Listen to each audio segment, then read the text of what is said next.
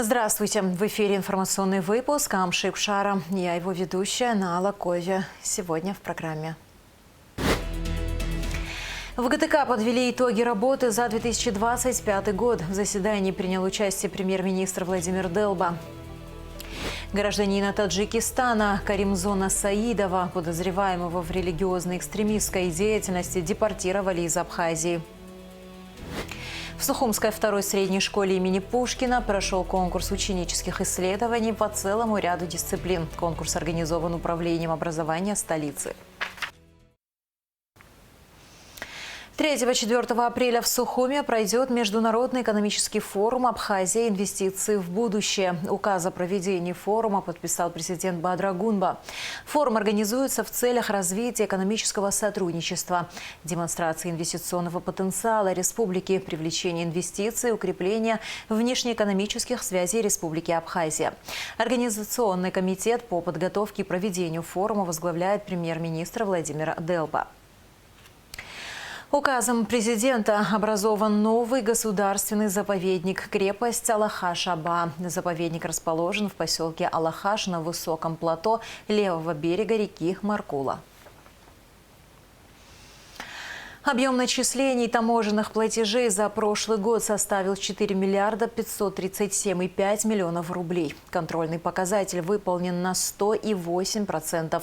В Государственном таможенном комитете Абхазии подвели итоги работы за 2025 год. В заседании приняли участие премьер-министр Владимир Делба и представитель ФТС России в Абхазии Константин Козлов. Шазина Ханагуа расскажет детали. Плановые показатели 2025 года выполнены. Поставленные задачи успешно решены. Обеспечена стабильность работы таможенных органов в условиях сложной внешней обстановки. Председатель ГТК Отар Хеце выразил благодарность всему личному составу за высокий профессионализм, преданность делу и ответственность. Так, за отчетный период контрольный показатель по начислению таможенных платежей выполнен на уровне 108%. При плане в 4 миллиарда 501 миллион рублей фактические поступления составили 4 миллиарда 537 миллионов рублей.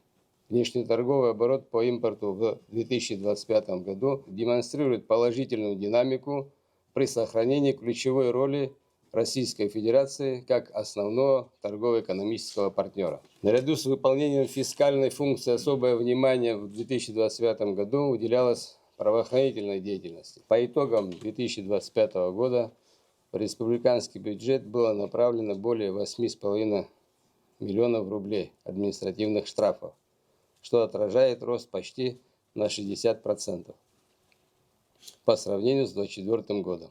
В 2025 году объем внешней торговли республики составил 60 миллиардов 490,5 миллионов. Из них объем экспорта 8 миллиардов 43 миллиона рублей. Импорта 48 миллиардов 114 миллионов. Сальдо торгового баланса республики сложилось в размере 44,4 миллиарда рублей, рассказал заместитель председателя ГТК Темир Дгебя. Таможенная пошлина от импорта товара 1 миллиард 6,2 миллиона рублей. Таможенная пошлина от экспорта товаров 21,6 миллионов рублей.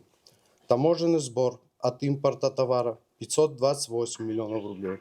Таможенный сбор от экспорта товара 57,5 миллионов рублей. Акцизный налог 288 миллионов рублей. Сбор за выдачу акцизных марок 34,8 миллионов рублей. Налог на добавленную стоимость 2 миллиарда 582 миллиона рублей. Прочие платежи, штрафы и пени 19,4 миллиона рублей.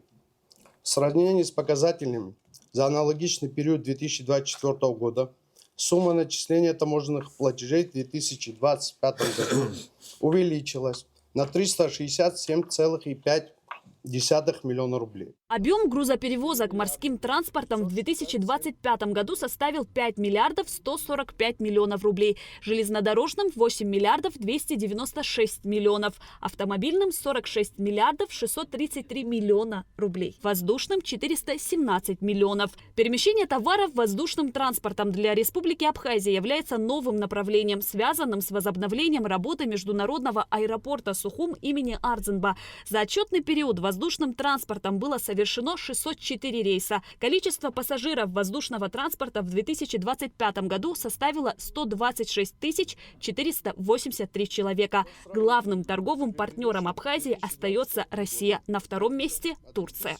В 2025 году правоохранительными подразделениями ГТК зафиксировано 256 административных правонарушений, а в 2024 году – 206. Объектами нарушения таможенных правил и изъятые как незаконно ввезенные на таможенную территорию нашей страны и при попытке вывоза за пределы Абхазии различными способами являются такие товары, как табачные изделия в количестве 30 119 пачек, алкогольная продукция, 1052 бутылки разной емкости, минеральная вода и газированные напитки, произведенные в Грузии в количестве 340 бутылок, препараты сельхозназначения с грузинской маркировкой общим объемом 32 литра, оборудование для извлечения криптовалюты в количестве 518 единиц, комплектующие к данному оборудованию 121 единица, различные промышленные товары 3677 единиц, медицинские препараты, в том числе с маркировкой на грузинском языке в количестве 451 упаковки. Завершена подготовка проекта соглашения о сотрудничестве с Таможенным комитетом Южной Осетии. Сотрудничество с ФТС России улучшило пропускную способность МАП «Адлер». С 1 января 2025 года вступил в силу новый таможенный кодекс Республики Абхазия. Его применение позволило упростить порядок совершения таможенных операций, повысить прозрачность процедур и обеспечить более высокий уровень правовой определенности. Его внедрение позволило приблизить порядок совершения таможенных формальностей к общепринятым мировым стандартам, что, безусловно, положительно повлияло на инвестиционный климат страны и условия ведения внешнеэкономической деятельности. Премьер-министр Владимир Делба поблагодарил коллектив ГТК за преданность своему делу и профессионализм. Выполнение планового задания позволило обеспечить стабильность всех государственных расходов. От выплаты заработных плат и социальных пособий до поддержки субъектов предпринимательства. Мы все прекрасно понимаем, что обеспечение суверенности своей должно соблюдаться с помощью регуляторов, которые должны находиться и приниматься в Республике Абхазия.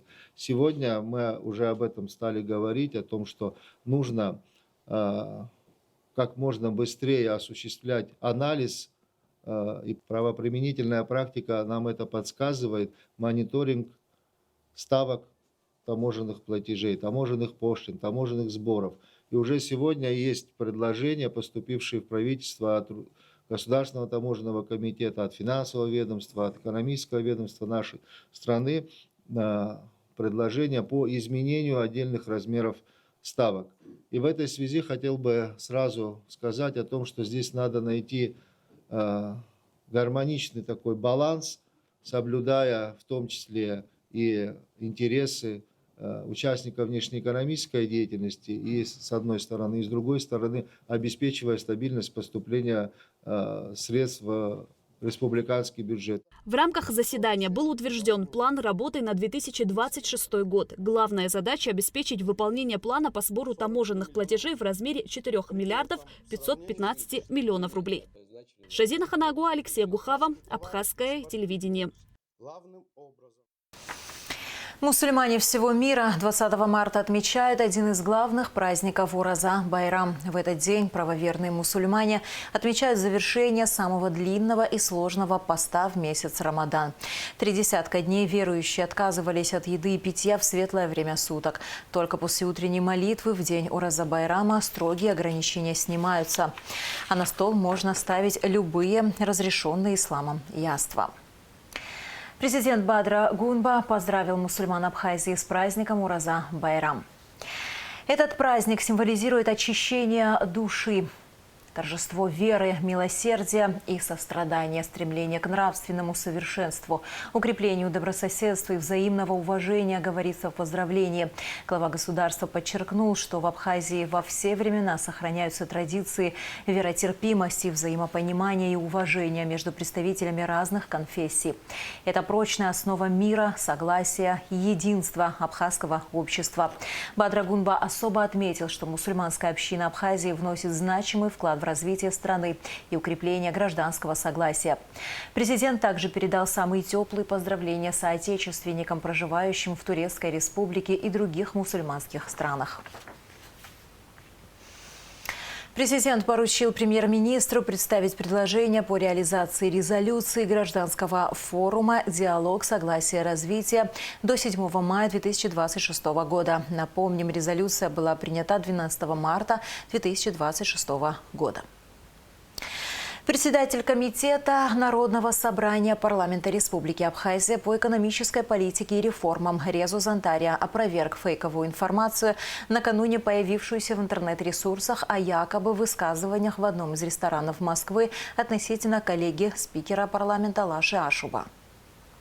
Добрый день, уважаемые друзья, уважаемые слушатели, любители интернет-сообщений. Сегодня утром меня поразила информация, которую до меня доставили друзья, о якобы о моих высказываниях, о моем друге Лаше Ашубе. Данные сообщения не имеют никаких своих оснований. Я не мог говорить о своем друге таких слов, я не мог говорить о своем коллеге такие слова, которые могли бы унижать или как-то носить оскорбительный характер. Сегодняшними технологиями, которые у нас сегодня в стране присутствуют, наверное, можно перессорить всех, кто является и друзьями, и близкими людьми. Это сегодня технологическое совершенство настолько высоко. Знаете, это меня так сильно поразило, что я до сих пор не могу понять причину и природу данных сообщений, которые могли бы прийти и принести сегодня в обществе. Автора этого фейка, наверное, который говорит о том, что эта речь моя была якобы высказывание в ресторане, я ему хочу передать и сообщить следующее, что я уже 3 года после того, как я потерял своего сына, не хожу ни в рестораны, ни на свадьбы, нигде, ни в Москве, ни на территории Абхазии. И это, наверное, он не учел. И продолжение всего этого, насколько сегодня выросли те технологии, которые могут повлиять на все человеческие отношения. И прошу и обращаюсь к вам, к обществу, также мы должны доверять друг другу, мы должны верить друг в друга. Если есть какие-то такие технологические вмешательства, то мы должны анализировать, есть ли этому причина, есть ли этому повод. Я хочу именно к этому обратить внимание, еще раз сказать, что это не так, что это неправда, что Лаша является моим другом, моим коллегой, и я этим очень дорожу и очень благодарен. И уверен, что и Лаша также думает, что это является тот самым абсолютным фейком, который хотел внести ссору между нами. С 3 апреля Nordwind совместно с авиакомпанией «Икар» запускает регулярные рейсы по новому маршруту Москва-Суху. Полеты будут выполняться до 5 раз в неделю на воздушном судне Embraer 190.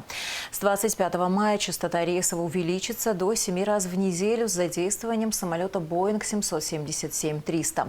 Время в пути – 3 часа 40 минут. Продолжаем выпуск. Гражданина Таджикистана Каримзона Саидова, подозреваемого в религиозной экстремистской деятельности, депортировали из Абхазии.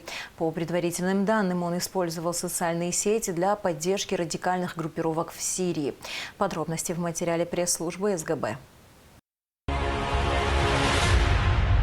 19 марта в ходе оперативно-розыскных мероприятий сотрудниками Службы государственной безопасности Республики Абхазия установлен и задержан гражданин Таджикистана Саидов Каримхон Бедилхонович, 1983 года рождения, подозреваемый в причастности к религиозно-экстремистской деятельности. По предварительным данным, Саидов в социальных сетях осуществлял информационное сопровождение событий в Сирии, освещая их с позиции радикальных группировок, распространял материалы, направленные на публичное оправдание террористической экстремистской деятельности и возбуждение ненависти к группе лиц на основании их принадлежности к религии.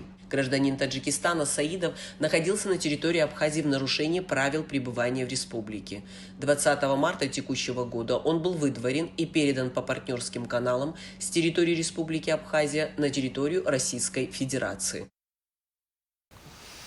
Наркотики в особо крупном размере изъяли у жителя села Басла Хочемчирского района гражданина Альфредо Хохуа, 1999 года рождения. Хохуа подозревается в незаконном приобретении, хранении, перевозке с целью сбыта, а также ввозе в Абхазию наркотических средств. Задержан подозреваемый в незаконном приобретении, хранении, перевозке с целью сбыта, а также ввозу на территорию Республики Абхазия наркотических средств в особо крупном размере Хохуа Альфредо Роландевич. Представьтесь, пожалуйста. Хохуа Альфредо Роландевич. Год рождения полный. 1999 года, 03 месяц, 25 число. При личном досмотре у гражданина 1999 года рождения, проживающего в селе Баслав Ачимчирского района, обнаружены и изъяты пакеты с заизолированными свертками.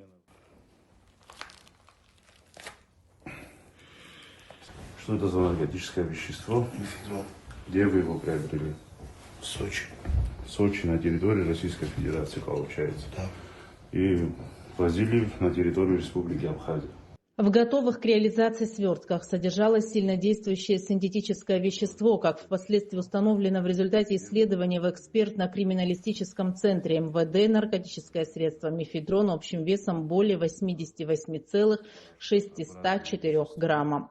Дальнейшее его сбивание где вы планировали? В районе аэропорта. То есть вы в районе аэропорта должны были сбыть кому-то или Просто сделать тайную закладку. Давно вы этим промышляете? То есть Третий раз. Третий раз уже вы выезжали, получается, на территорию Российской Федерации, приобретали наркотические вещества, ввозили в Абхазию с целью сбыта, правильно? Да. Оперативные мероприятия провели сотрудники Цандрипского отдела милиции УВД по Гагарскому району, которые задержали подозреваемого Хухо после прохождения зоны таможенного контроля на КПП ПСОУ. Расследование в рамках возбужденного по пункту В части 3 статьи 224 и пункту Б части 3 статьи 224 прим. 1 Уголовного кодекса Республики уголовное дело проводит следственное дело Управления внутренних дел по Гагарскому району. Решением суда Альфредо Хухо заключен под стражу. В Сухумской второй средней школе имени Пушкина прошел конкурс ученических исследований по целому ряду дисциплин – географии, химии, физики, биологии, истории Абхазии, абхазскому языку и литературе. Конкурс организован Управлением образования столицы. Репортаж Миланы Агарба. Исследовательские работы по географии, химии, физике, биологии и истории Абхазии, а также по абхазскому языку и литературе представлены в рамках городского конкурса, организованного столичным управлением образования. Алика Горзаля, ученица 9 класса 4 школы, подготовила работу о Сухумском пивоваренном заводе. Целью исследования стало изучение истории возникновения и развития предприятия. Участие в конкурсе предложила мне моя учительница. Мы посетили сам пивоваренный завод.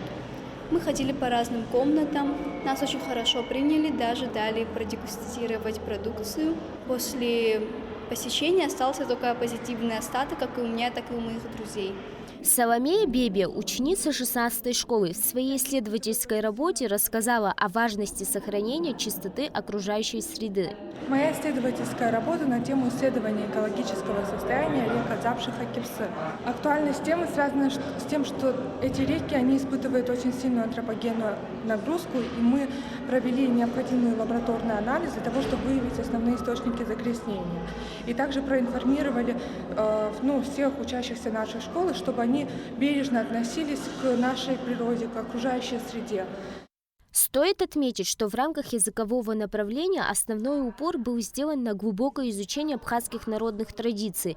Несмотря на то, что подобные интеллектуальные состязания охватили и другие школы, именно на базе второй школы были сосредоточены конкурсы по географии, химии и физике. Ваше присутствие здесь является победой. Вот из этих маленьких побед и потом у вас будет большая победа во взрослой жизни. Я уверена, что каждый из вас в своей жизни добьется очень больших успехов. И этих успехов я желаю вам, светлой вам дороги на жизненном пути. Такой предмет, который как раз непосредственно относится к тому, как мы любим нашу родину, наш край, исследовать нашу прекрасную страну. Я думаю, что вы сегодня выступите с очень такими интересными своими проектами, и кто-нибудь из вас в будущем, может быть, будет преподавать географию будущим поколениям. Ученики 9-11 классов успешно защитили свои исследовательские работы. В рамках проектов школьники представили результаты исследований, которые проводились ими в течение определенного времени. Исследовательская работа, которая сейчас только что мы прослушали, это 6-я школа. Сколько учителей географии именно в Абхазии, как они работают и какое количество молодых специалистов должны прийти именно в школы. И они проводили исследования в Абхазском государственном университете на географическом факультете. Всего лишь с 1 курса по 4 курс изъявили желание прийти в школу и заменить нас. 8 человек. Просто интересно, у нас 8 административных районов и 8 учителей-географов. В какие школы, вернее, не придут. Подводя итоги, можно отметить высокий уровень подготовки старшеклассников. Результаты их исследований показывают, что молодежь готова анализировать внутренние процессы в стране и предлагать конкретные решения. Милана Агарба, Ильдар Демиров, Абхазское телевидение. И в завершении выпуска о погоде. В выходные дни 21 и 22 марта в Абхазии ожидается переменная облачность. В субботу ночью возможен слабый дождь. В воскресенье без осадков. Температура воздуха ночью 4,9, днем 14-19 градусов. Температура морской воды 11 градусов.